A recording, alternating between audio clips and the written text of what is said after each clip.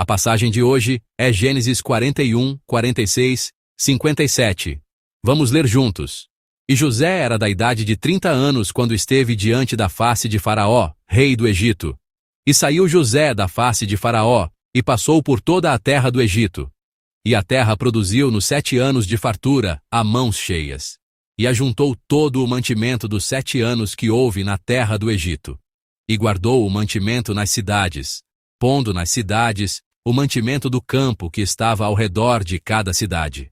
Assim, ajuntou José muitíssimo trigo, como a areia do mar, até que cessou de contar, porquanto não havia numeração.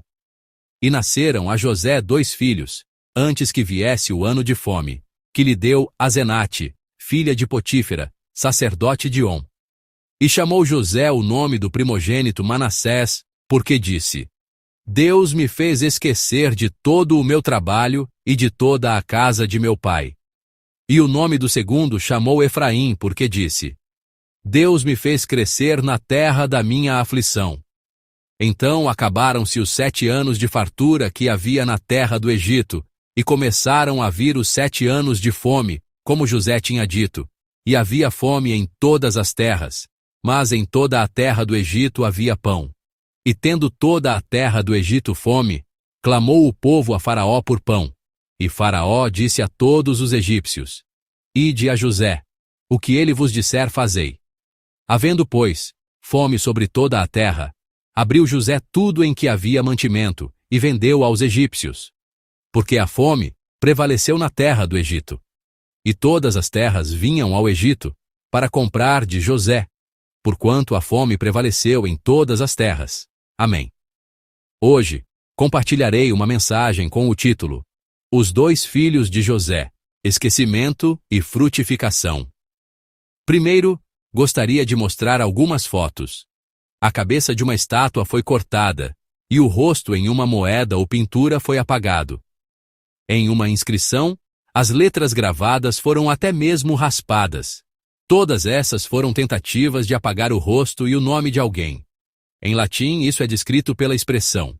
Traduzida literalmente, significa a maldição da memória, e em português, corresponde a um tipo de punição chamada condenação da memória, ou apagamento dos registros. Na Roma Antiga, era comum aplicar essa punição a certas figuras da história, especialmente traidores políticos ou imperadores.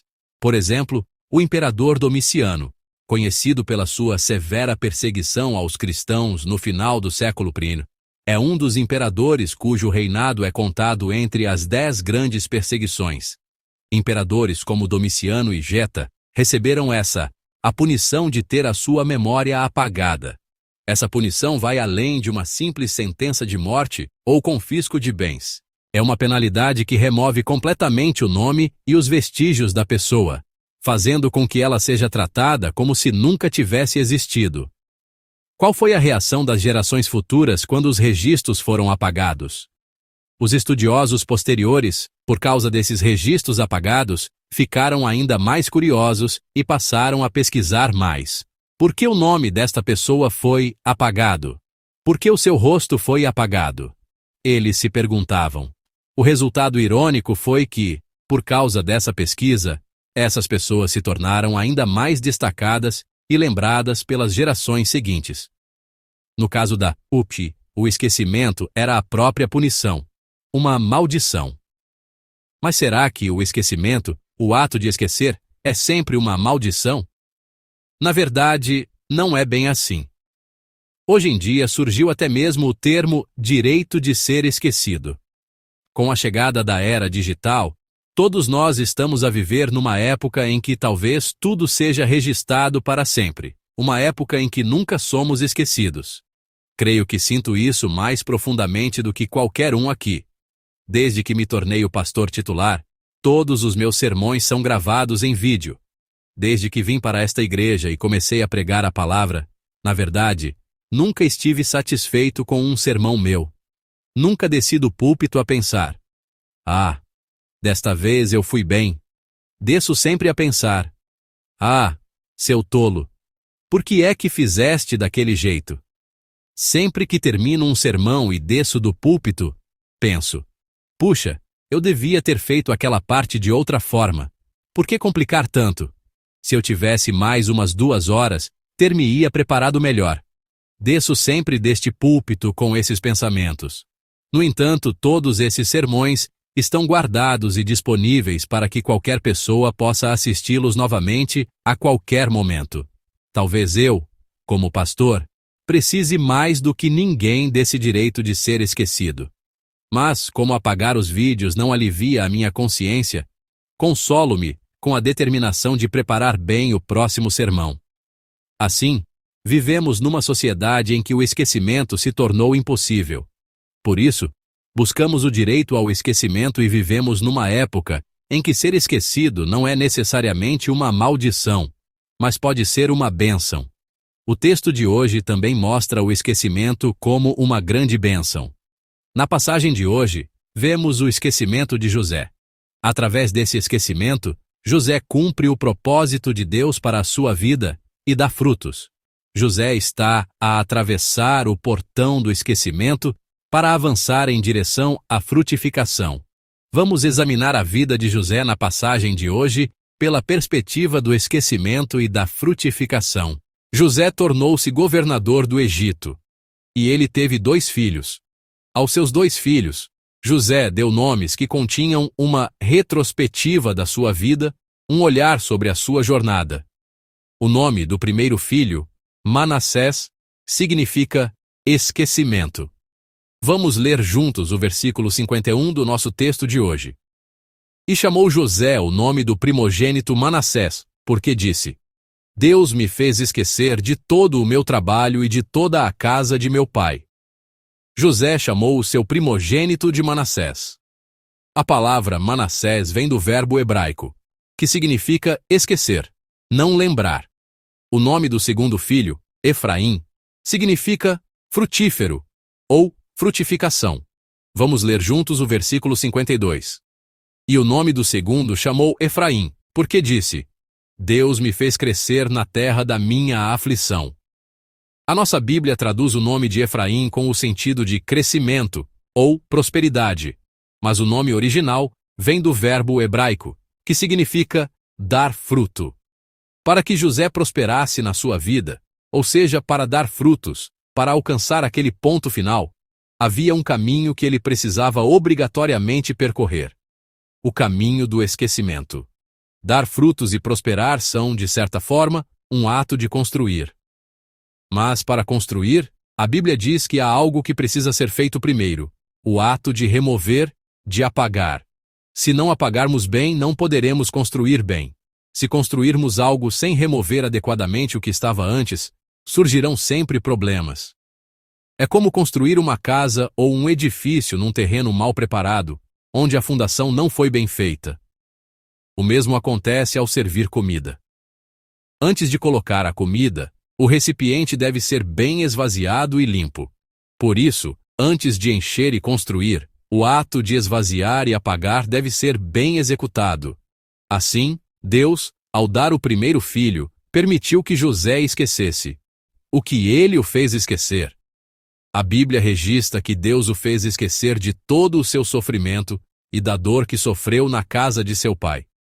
José sofreu dificuldades que poucas pessoas na história da humanidade experimentaram. Ele foi vendido como escravo, e mais tarde foi para a prisão. Tanto a escravidão quanto a prisão foram injustas. Ele não sofreu por um crime que cometeu. José não sofreu por um erro seu, mas por causa da inveja dos seus irmãos e da calúnia da esposa de Potifar. Portanto, se José não tivesse lidado bem com esse sofrimento, o restante da sua vida correria o risco de ser consumido por vingança e um desejo de retaliação. Havia uma grande possibilidade de que o resto da sua vida fosse preenchido com isso. Deus o fez esquecer desse sofrimento. Portanto, o esquecimento de José não é uma maldição, mas uma bênção. Deus apagou todas as memórias dolorosas e, através disso, guiou-o para o caminho onde ele poderia construir, edificar e dar frutos. Na verdade, as pessoas costumam perguntar: como é possível esquecer tão facilmente? Especialmente Uma das perguntas que os membros da igreja mais fazem é sobre Jó. Eles perguntam se, ao ler o livro de Jó, o facto de ele ter sido abençoado após o seu sofrimento, com a sua família restaurada e a sua situação financeira recuperada, significa que ele conseguiu esquecer tudo o que aconteceu antes.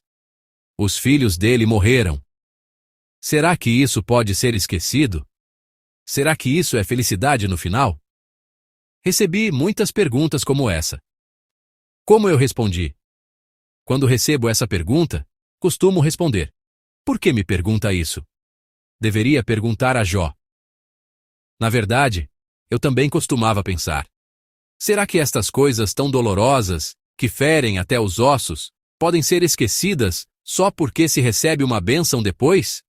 As crianças que morreram antes, será que é possível esquecê-las só porque outras crianças nasceram depois?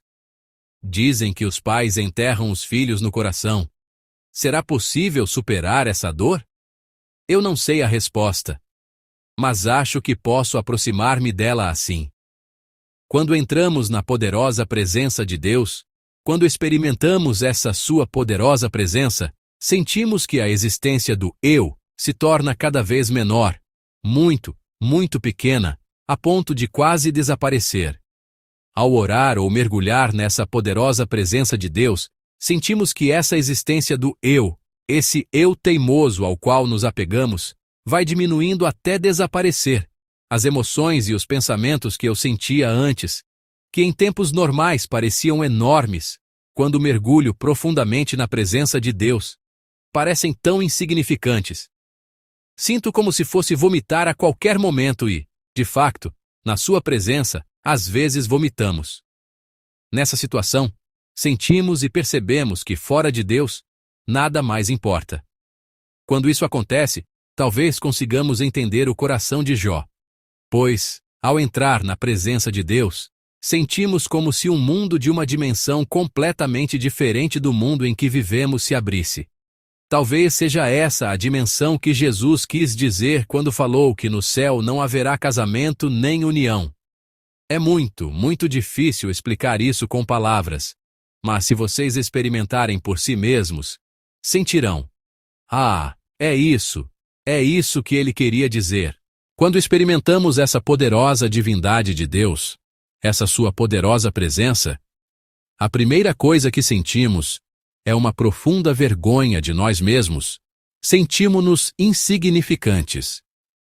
Não apenas as coisas que fizemos bem, mas também as coisas que consideramos difíceis. Ah, eu reclamei de dificuldade por causa de tão pouco, pensamos. E tudo isso se torna, na verdade, vergonhoso. Muito, muito vergonhoso. Diante de Deus, experimentamos um sentimento de vergonha. Eu vangloriei-me por isso? Eu sofri por causa disso? Eu disse que não podia por causa disso? Eu presumo que Jó sentiu isso. E depois de sentir isso, simplesmente entregamos tudo a Deus. Simplesmente confiamos tudo a Ele.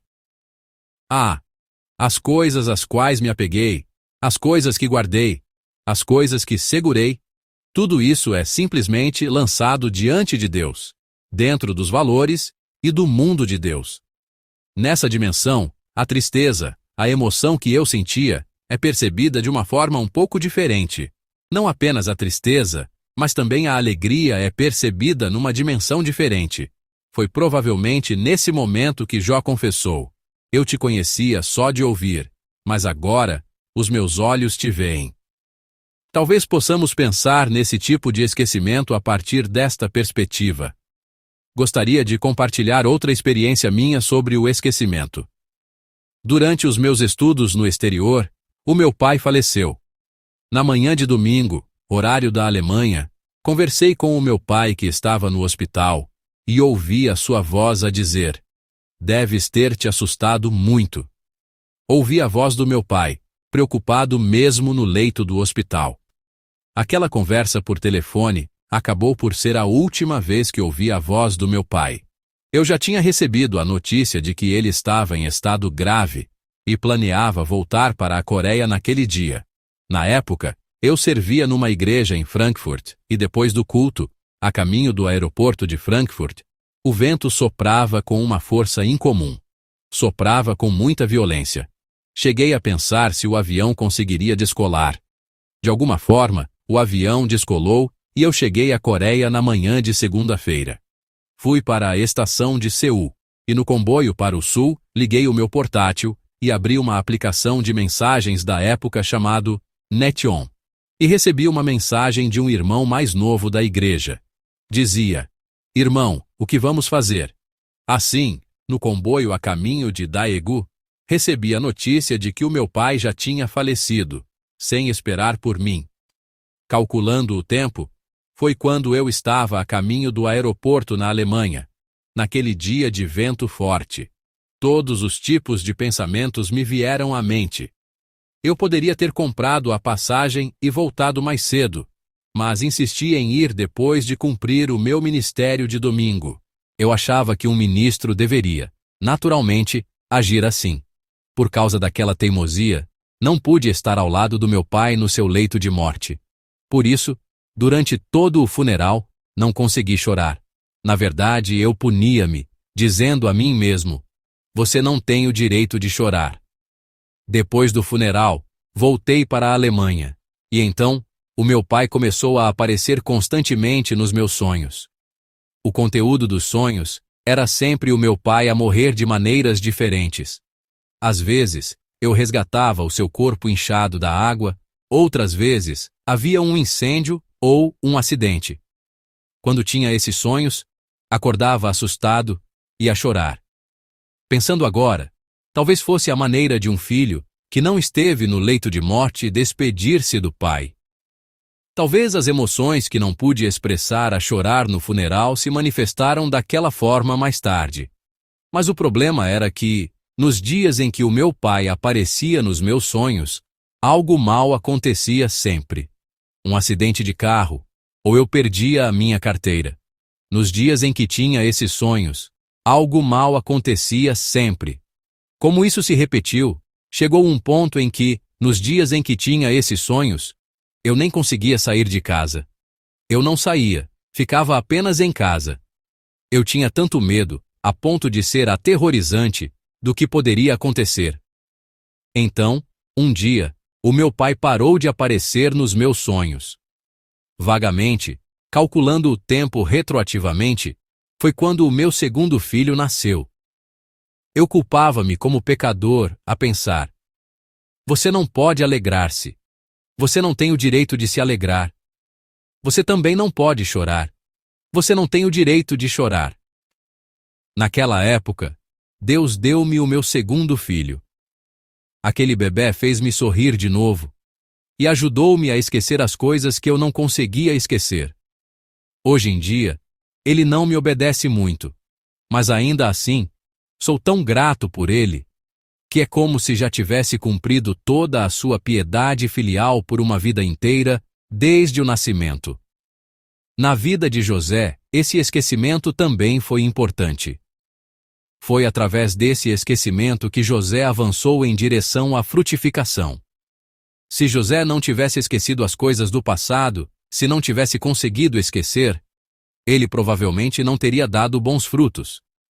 Se ele não tivesse esquecido as amargas lembranças do Egito, a grande ferida da casa de seu pai, como teria José usado o poder que possuía, o poder de governador? Se ele não tivesse conseguido esquecer bem, José provavelmente teria ido primeiro à casa de Potifar depois de se tornar governador, e não teria dito: quando eu era escravo, você era o meu senhor, mas agora que sou governador, não sou eu o seu superior? Para se vingar cruelmente de Potifar e da sua esposa? Primeiro Manassés, porque ele pôde esquecer bem. Depois Efraim, porque pôde viver uma vida de verdadeiros frutos. Eu os abençoo em nome do Senhor com a bênção de poderem esquecer bem, e oro para que vivam uma vida de frutos abundantes, em nome do Senhor. Amados irmãos, a vida de José pode ser resumida em esquecimento e frutificação. Mas esse esquecimento e essa frutificação não são apenas um resumo da vida de José. São também a sua confissão de fé. Por quê? Porque através do esquecimento e da frutificação, José está a confessar a ninguém menos que Deus. Vamos ler mais uma vez os versículos 51 e 52. E chamou José o nome do primogênito Manassés, porque disse: Deus me fez esquecer de todo o meu trabalho e de toda a casa de meu pai. E o nome do segundo chamou Efraim, porque disse: Deus me fez crescer na terra da minha aflição. Amém. Ao explicar os nomes destes dois filhos, a Bíblia revela claramente quem tornou isso possível, mostrando quem é o autor desta obra. Em relação ao esquecimento, José não esqueceu o seu sofrimento por esforço próprio. José confessa: Deus me fez esquecer. E ao dar o nome de Manassés ao seu primogênito, ele está a confessar o Deus que o fez esquecer todo o seu sofrimento. Da mesma forma, em relação à frutificação, ou seja, à prosperidade, não foi José quem produziu o fruto por si mesmo. Ele não prosperou por conta própria. José confessa: Deus me fez prosperar. Ao nomear o seu segundo filho de Efraim, ele está a confessar o Deus que o fez dar frutos, o Deus que o fez prosperar. O mais importante para viver uma vida onde se pode esquecer e dar frutos é exatamente isto: viver uma vida que tem Deus como sujeito, que reconhece e confessa que foi Ele quem fez tudo. Uma vida na qual Ele lidera e guia o nosso caminho. Isso é a força motriz para uma vida de esquecimento e frutificação. A nossa vida deve ser uma em que o Deus que nos faz esquecer aparece como o sujeito. Devemos viver uma vida centrada no Deus que nos faz dar frutos. Devemos ser capazes de olhar para trás e confessar: foi Deus quem fez todas estas coisas. Somente então, o esquecimento e a frutificação podem tornar-se uma verdadeira bênção. Amados irmãos, ao concluir o meu sermão, quero desafiá-los através deste tema do esquecimento e da frutificação. Diante de Deus, que nos dá a bênção do esquecimento, peço que reflitam sobre o que precisam abandonar nas suas vidas.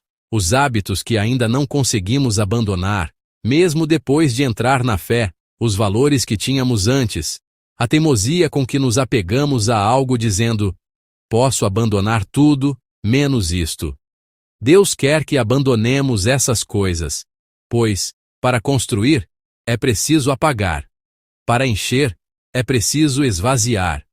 A razão pela qual não conseguimos construir, mesmo querendo, e não conseguimos encher, mesmo querendo, é porque não conseguimos primeiro abandonar e esvaziar. E vamos também olhar para as coisas que precisamos construir e encher. Os hábitos de fé que ainda não foram devidamente estabelecidos, a confiança em Deus que ainda não está plenamente estabelecida, a nossa vida de adoração que desmoronou em algum momento por preguiça e negligência, a oração da madrugada, a oração pessoal, as reuniões de grupo, o ministério e as várias outras áreas de serviço. Vamos verificar se há alguma área em ruínas dentro de nós. E, irmãos, vamos reconstruí-las. Nesta semana que se inicia, que todos nós, na companhia do Deus que nos faz esquecer e dar frutos, possamos esvaziar o que precisa ser esvaziado, abandonar o que precisa ser abandonado e edificar o que precisa ser edificado. Que essa seja a jornada de cada membro da nossa igreja. Eu os abençoo, em nome do Senhor. Vamos orar juntos, meditando na palavra que recebemos. Olhemos para o Deus que nos faz esquecer. Olhemos para o Deus que nos faz dar frutos, que nos faz prosperar. Que nesta semana possamos esvaziar o que precisa ser esvaziado, abandonar o que precisa ser abandonado, e encher e edificar adequadamente o que precisa ser preenchido e edificado. Vamos orar juntos e avançar. Vamos orar. Amado Senhor, olhando para trás, vemos que o Senhor tem sido o Senhor das nossas vidas. O Senhor deu-nos a bênção do esquecimento e a graça da frutificação. Que possamos caminhar com este Deus e viver uma vida em que Ele se manifeste como o centro da nossa existência em todos os momentos, e o Senhor da nossa vida em todas as situações. Ajuda-nos a ver o que precisa ser abandonado e removido das nossas vidas, para que possamos abandonar e esvaziar bem. E ajuda-nos a perceber o que precisa ser preenchido e edificado nas nossas vidas, para que possamos reerguer o que está em ruínas e dar mais um passo em direção a Ti. Obrigado. Em nome do nosso Senhor Jesus Cristo, oramos. Amém.